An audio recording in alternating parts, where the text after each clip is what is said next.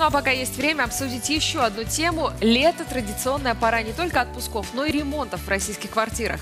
Согласно исследованию холдинга «Рамир», большинство соотечественников производит подобные работы один раз в 5 лет.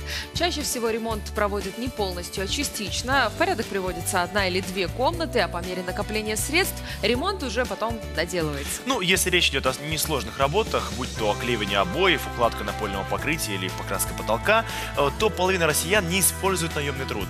Более же сложные преобразования в квартире требуют инструментов и рук мастеров. Вообще сейчас все больше граждан предпочитают заплатить и нанять бригаду. И вот тут стоит вопрос: как правильно оформить с ними отношения? На что нужно обратить особое внимание и какие мелочи могут потом дорого стоить? Давайте проконсультируемся с специалистом. На студии Евелина Крафт, юрист компании «Эксперт Эгида». Евелина Анатольевна, доброе утро. Доброе утро. Давайте в самом начале разъясним. Вот есть ли разница в договоре в зависимости от того, кому привлекаем? Коммерческую организацию или каких-то частных лиц? Нет. Ответственность несут по договору, а он должен быть заключен, потому что это гарантии и заказчику, и исполнителю, вне зависимости. Юридическое лицо, индивидуальный предприниматель, физическое лицо. Есть единый стандарт? Нет. Что значит стандарт в чем? В работах?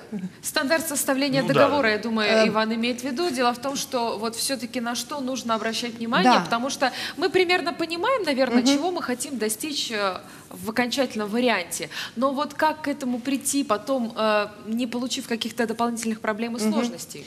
Ну, вот это как раз то, с чего вы начинали задавать вопросы.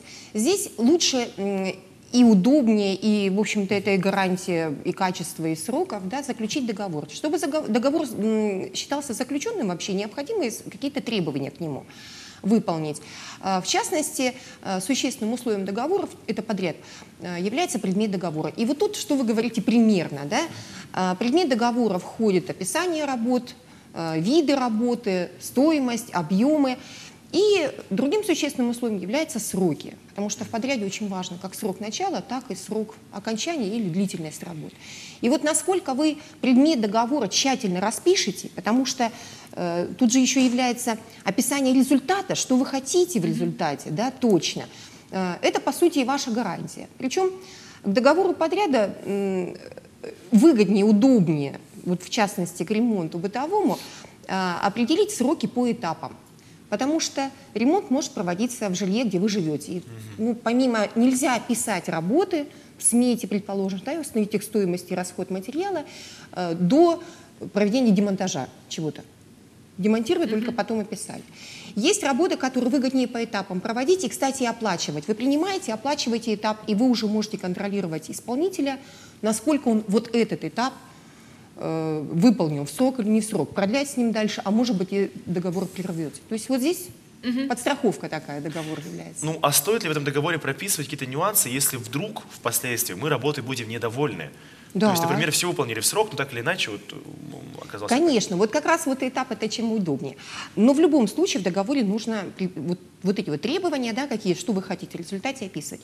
И дальше вы можете предъявлять претензии уже либо по этапам, либо по определенным работам, либо в целом при подписании акта предъявлять претензии по качеству и требовать, чтобы, если вас не устраивает качество, либо безвозмездно устранили недостатки, либо уменьшили стоимость работы или материалов, либо вы предъявляете претензии по срокам. И тут вы можете описать как штрафы, это ваше право, сторон написать это, так и неустойку, она предусмотрена законом до 3% за каждый день просрочки. А впоследствии уже в судебном порядке Да, разбираться. конечно. Суды, кстати, разнообразнейшая практика, очень обширная в данном случае. Как-то договор этот должен быть особым образом заверен или достаточно просто подписи обеих сторон? Ну, если вы с юридическим лицом заключаете, то, конечно, тут реквизиты заверяются предприятием, печатью предприятия. ИП может иметь печать предприятия, вернее, печать, а может и не иметь. А если с физическим лицом, достаточно письменной формы. Единственное, что нужно помнить, что все ваши какие-то нюансы, которые появляются в ходе работ, какие-то дополнительные работы, или там сроки переносятся, вы должны тоже оформлять в дополнительном соглашении к данному договору. Письменной формы достаточно. Ну вот смотрите, у медали всегда есть две стороны, да, и в данном случае, с одной стороны, может пострадать заказчик, а может пострадать и исполнитель, ведь иногда сложно так подстроиться под чье-то субъективное мнение, и вот вдруг, если показалось, что не так ярко выкрашены там обои или стены, еще что-то не так сделано, вот как каждая сторона может себя подстраховать от каких-то вот таких вот случаев? Ну, В данном случае договор – это та же самая подстраховка для исполнителя, вторая сторона медали. Ну, мы То же есть не можем насколько- описать точно, да, Да. что, я имею в виду какие-то недочеты в ходе работы. Это Конечно. фиксировать нужно или что? Конечно, все недочеты фиксируются в актах или в промежуточных работ, да, или вот по окончанию работ. При этом всем исполнитель тоже подстрахован, также может разорвать договор.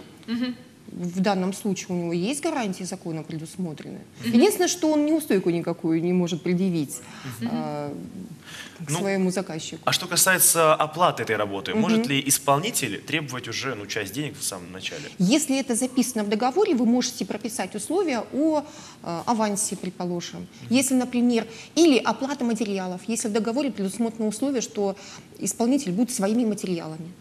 Да? В общем, абсолютно все мы Абсолютно должны всё. фиксировать в этом договоре. Да, да, это подстраховка всех сторон.